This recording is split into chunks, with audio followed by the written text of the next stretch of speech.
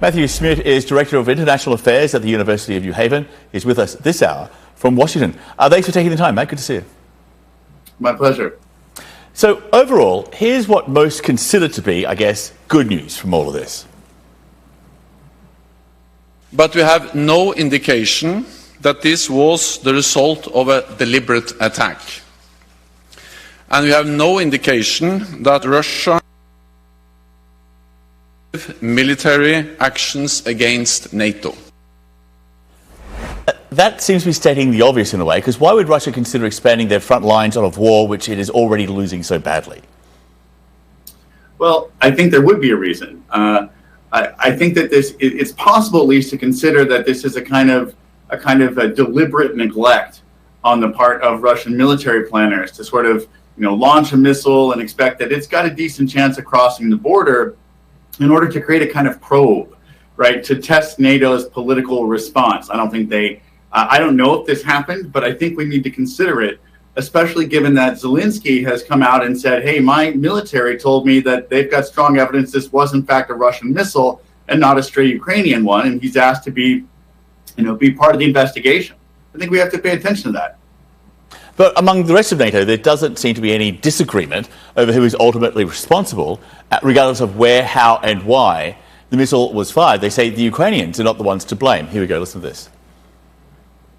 No matter what was the particular course of the events in Przewodów, that fatal afternoon, those innocent people would not have been killed if there had been no Russian war against Ukraine. So I guess the argument here seems to be sort of in a line, at least, with international law. If Russia hadn't started this conflict, then if it was a Ukrainian air defense missile which was fired, it's not Ukraine's fault. It's absolutely correct, right? Russia launched 100 or so missiles to Ukraine against energy infrastructure, which was a war crime, and the fact that this happened accidentally or deliberately is their fault. And yet, as you mentioned, from the Ukraine, from the president on down, actually, there is this insistence it was a Russian-fired missile. It was launched by Russia. And on that, a diplomat from one NATO country in Kyiv told the Financial Times, this is getting ridiculous. The Ukrainians are destroying our confidence in them. Nobody's blaming Ukraine, and they are openly lying. This is more destructive than the missile. So what are the chances that initially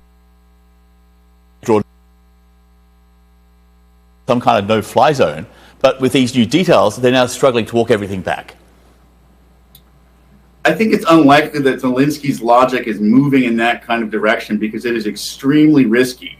If he pushes NATO in that direction and then, is called out and found to be wrong, he risks losing the entirety of the support that allows him to prosecute the war at all.